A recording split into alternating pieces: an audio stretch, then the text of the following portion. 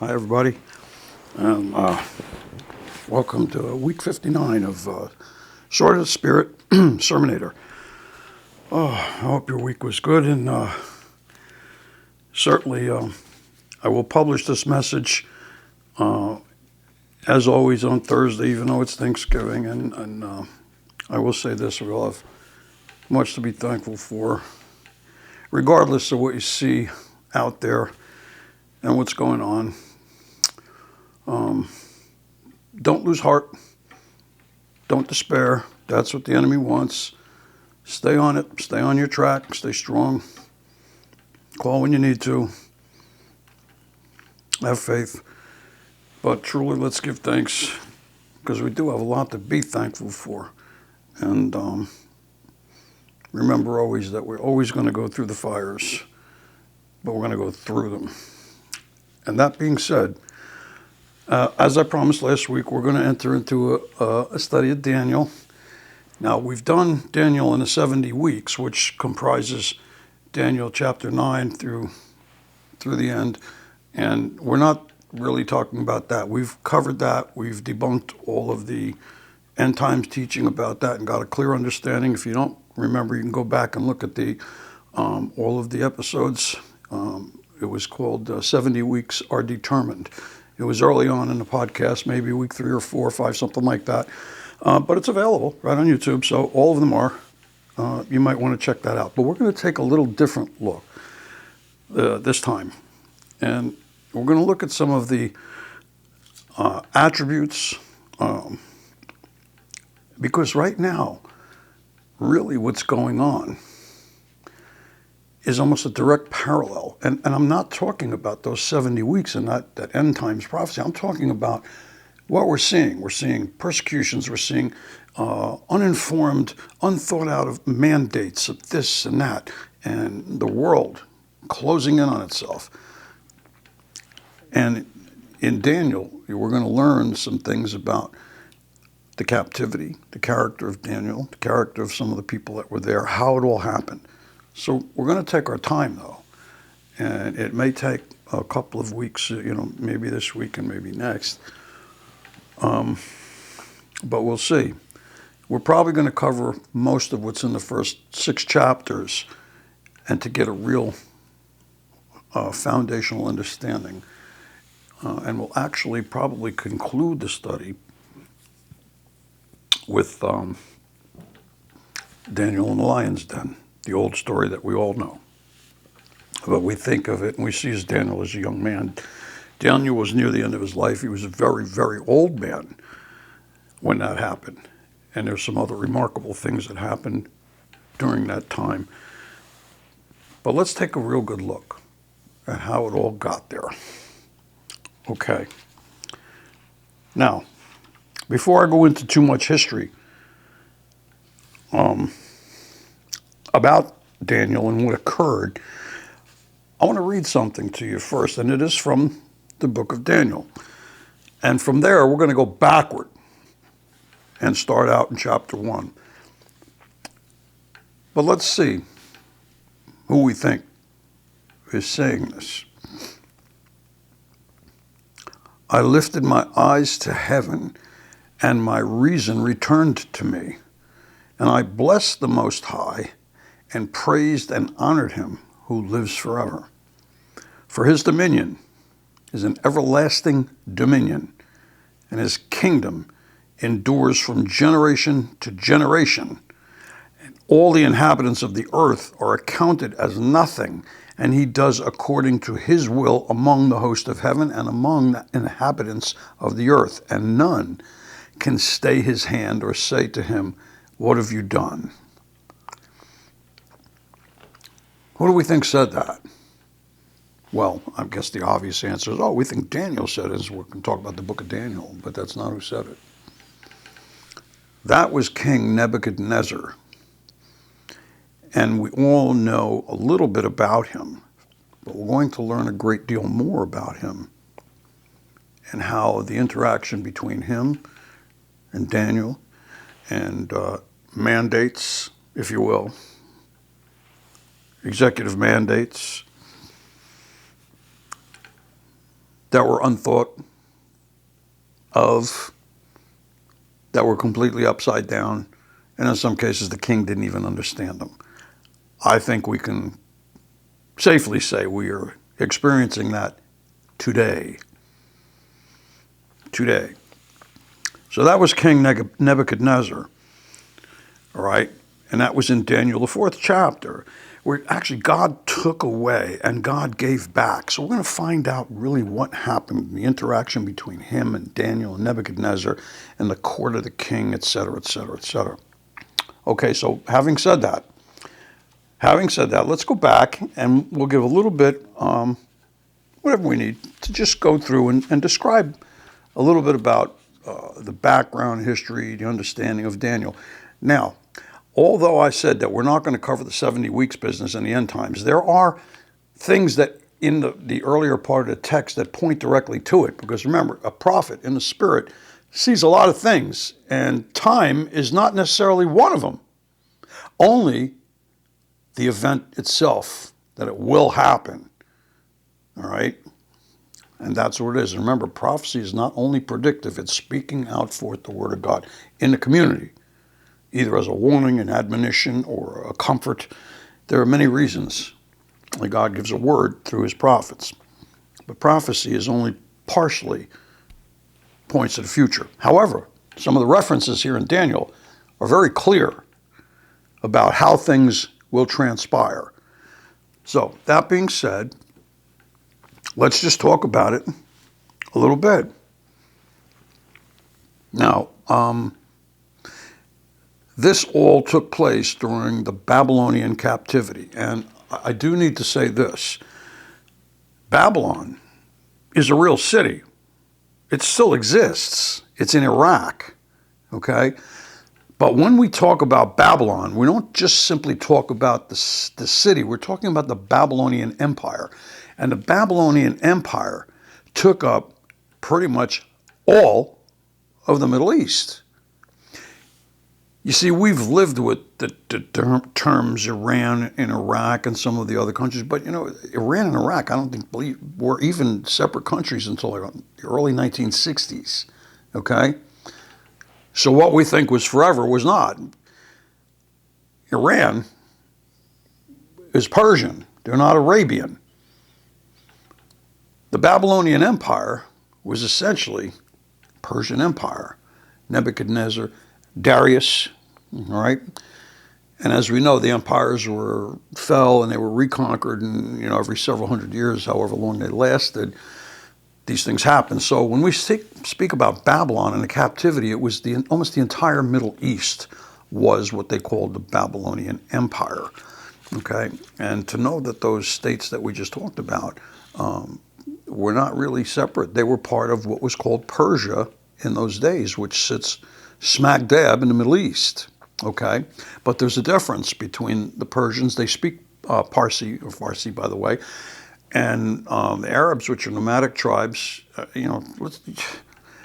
Honest to goodness, the nomadic tribes, the Bedouins, and the folks, the Arabian people that live in the Middle East and have lived there for thousands of years. We talked about their language. We know that in Syria and Arabia, and to this day, in Syria, they speak ancient Armenian, same language the Lord spoke. So there's a lot of things that haven't changed, and one of them is drawing lines on a cartography, to make maps. These people didn't care about maps and boundaries. They were just wandering. Set up camp, get to the oasis, live, do what they have to do. Because there's a lot of desert out in that neck of the woods, a lot of barren land, but there's also a lot of milk and honey land. That's what Israel was called. So we have to kind of just get an idea, the concept of how big and how extensive these empires were back then, okay? And that was the Babylonian one. So basically, Daniel was deported as a teenager, along with several of his friends, in around 605 BC, where he lived for at least 60 years. And he was likely from an upper class family in Jerusalem, because the deportation of royal descendants, all right, into Babylon was prophesied by Isaiah to Hezekiah in Isaiah 39:7. So it actually happened here. Daniel initially served as a trainee in Nebuchadnezzar's court, all right, and he was later became an advisor to all the foreign kings. And then later on, his importance as a prophet was confirmed by Yeshua himself in Matthew chapter 24. And we know Matthew 24 is and will always be a chapter that discusses those end times, like Luke 21. But let's just take a quick peek to see what Jesus himself had to say about Daniel in Matthew 24. So real quickly, 24 verse 15, he says, "When you therefore shall see the abomination of desolation, or the abomination which makes desolate, spoken of by Daniel the prophet, stand in the holy place. Whoever so reads this, let him understand." So he proclaimed it. He himself, the Messiah, said, Daniel, the prophet. So we don't have to worry about how people want to categorize this. Now, Daniel, the name Daniel, we've known this before, means God is my judge. God is my judge. And what was so unique about Daniel was his faith and trust in an absolute consecrated himself to God, to Jehovah, the one God. So much that it established him as a beacon of truth in life. He never compromised.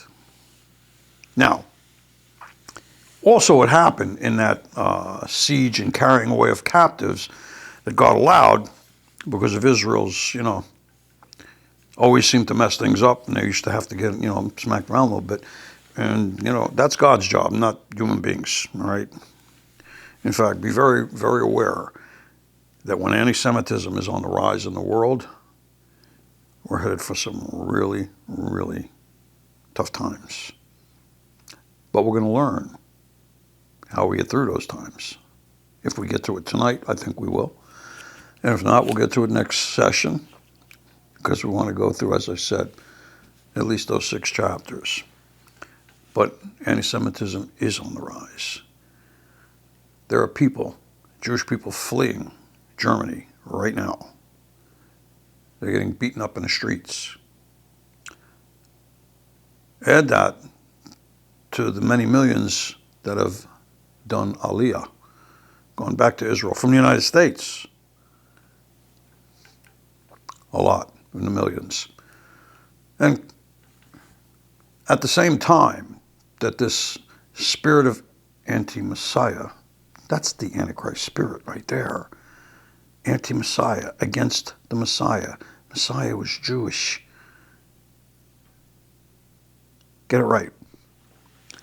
There's also mass persecution of Christians, or people calling themselves believers, throughout the world as well. And it seems like they're trying to stifle or choke us to death here in our own country with similar. Open your eyes. Open your ears. We have to be prepared. I hope Daniel, in this teaching, will take us through and help us to be prepared. So that captivity began around year 605 BC, and his prophecy covers that time span of his life, okay? Now, there were thousands of people captured and taken away. Treasures from Solomon's palace and the temple were transported. Babylonians subdued all the provinces ruled by Assyria and consolidated their empire, and as I said, covers much of what we know as the Middle East, all right? And to govern a very diversified kingdom over such a huge expanse always required skillful administrators. And we can see that today. And in fact, bureaucracy, that's when they started. So, slaves even were educated or possessed skills that became manpower for the government here. Not in the United States. I'm talking about in Babylonian Empire.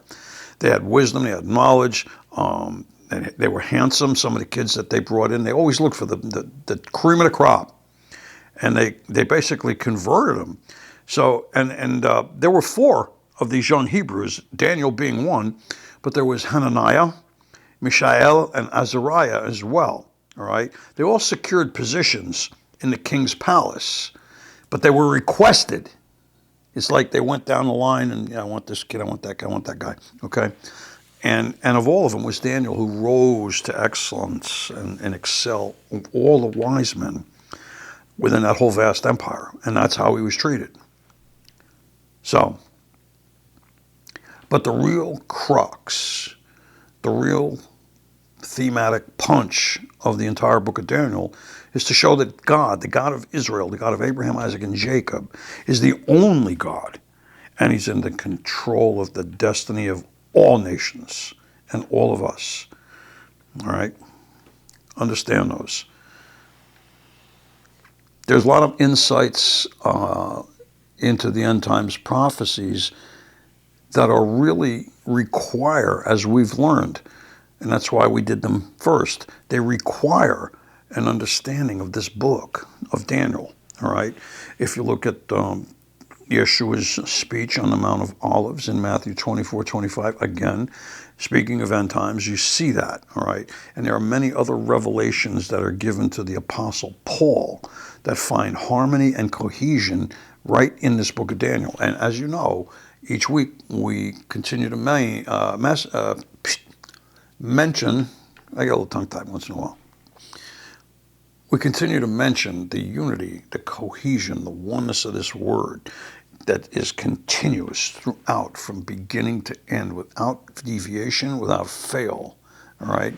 It is perfect. And we find that. We see in Romans, the 11th chapter. We see in 2 Thessalonians 2. And that speaks of end times. It speaks of the falling away. And it also speaks of being taken away and, the revealing of the man of sin. So these things are pointed to within the book of Daniel, all right? And we're going to get to some of those. There's stuff here about the second coming, times of the Gentiles, resurrection, the future. All that stuff is referenced. Now remember, when we spoke of Revelation, which to me is essentially a capstone, it's a summary of everything that has happened and an open understanding of everything that's going to happen. Everybody thinks it's a mystery book that can't be understood. If you went through our study together, we did 4 weeks on it, all right, maybe 4.5. You found out that it's probably one of the easiest books in the Bible to understand, all right? Otherwise, why would it be called Revelation? It means to reveal. Apocalypto means to reveal. So, but he says, let him who have eyes to see, let him see, let him have ears to hear, let him hear. The words of that book, Revelation, to reveal, not to keep secret. And it was Daniel who said that knowledge will increase in the end times. And so it is increasing. We're learning. We're learning right here together what it really says. And you're beginning to see everything unfold, as we've discussed over this past year plus. All right.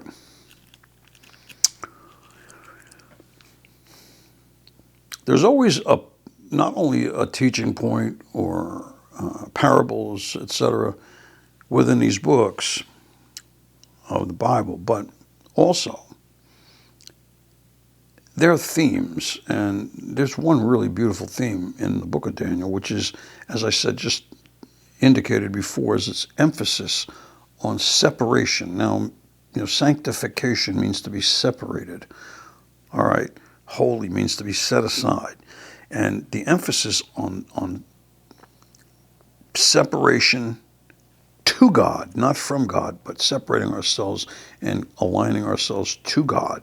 All right. And Daniel was a prime and a fantastic ultimate example. All right. As we're going to see, They stood their ground. They drew the line in the sand like we're doing here in our country. We're saying enough.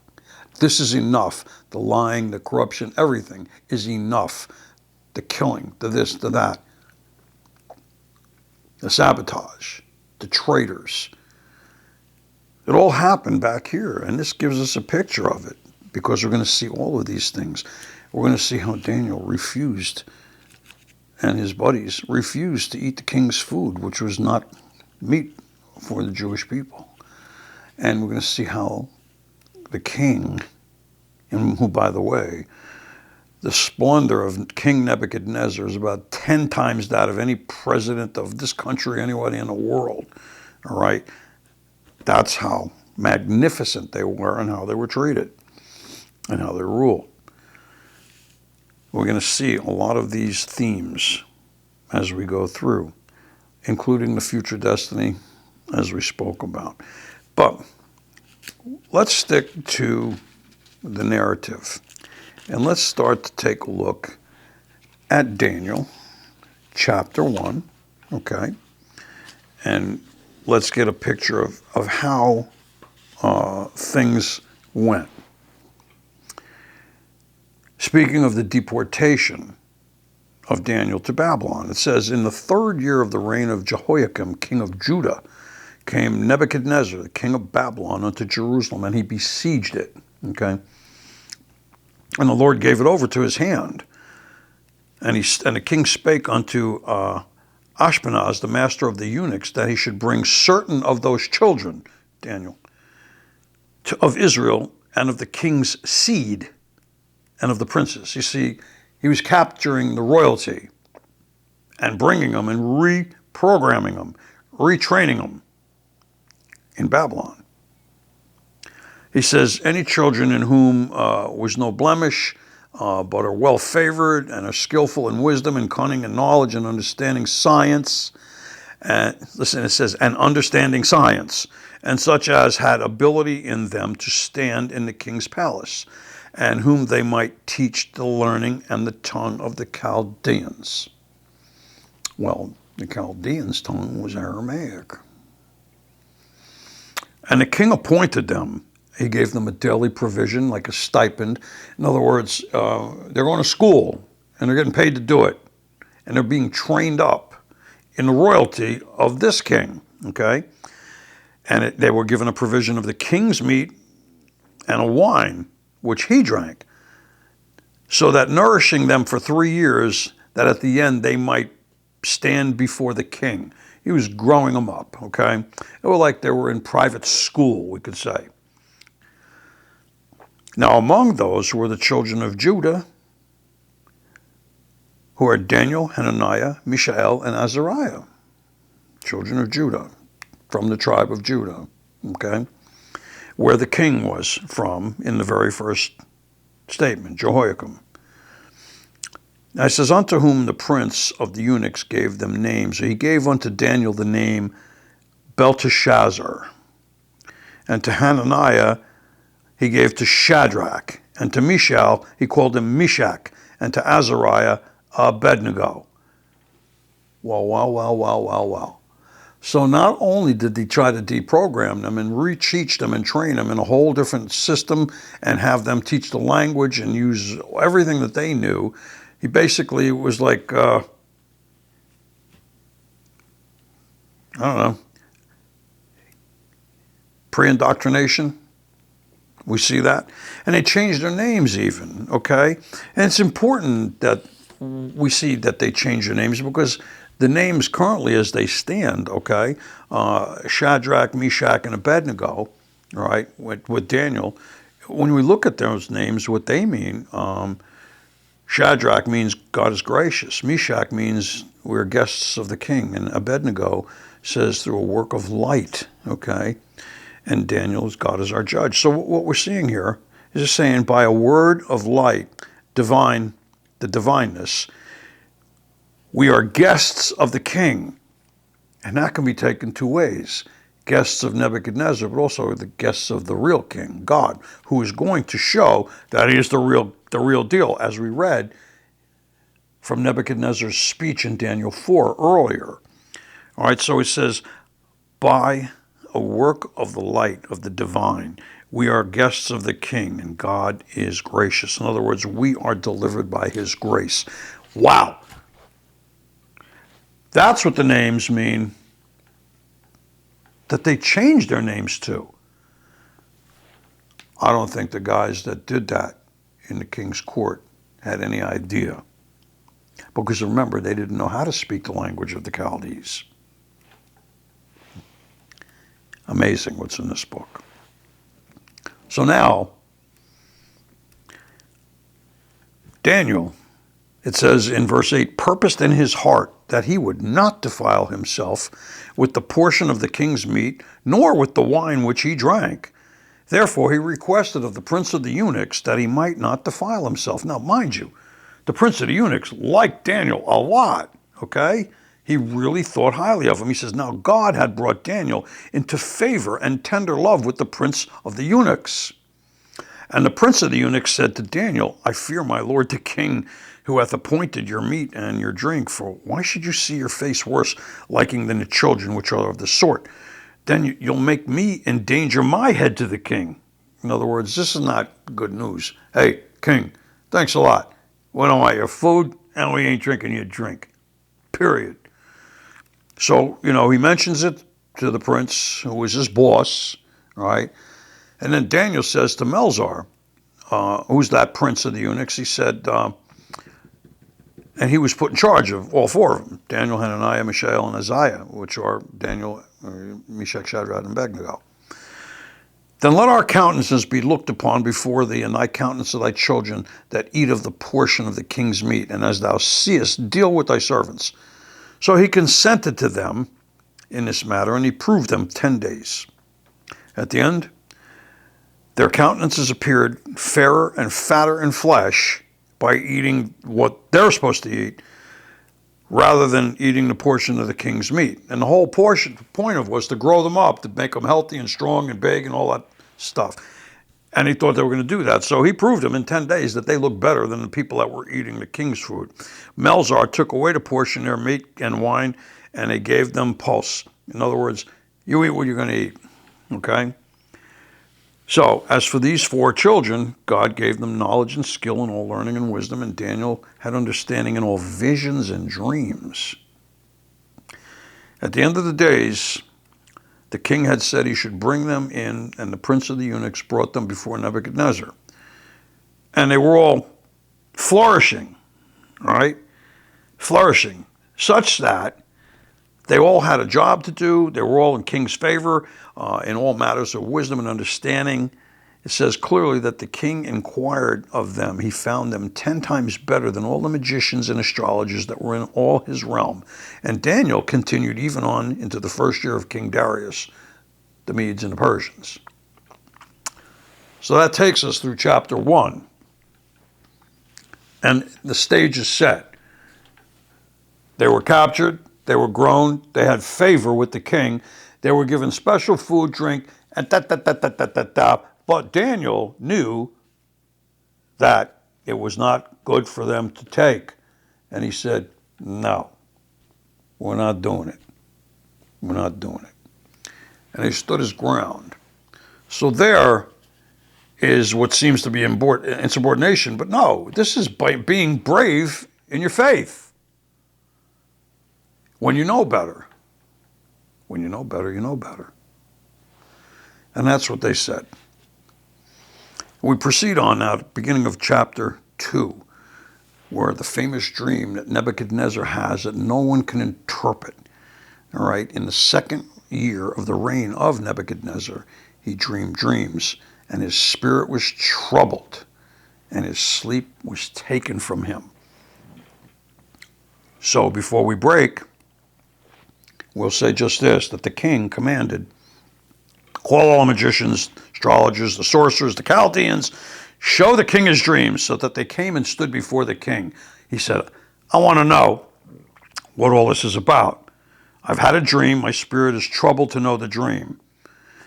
And we're going to find out about it and how it was handled when we come back. Let's take a short break. See you in a few.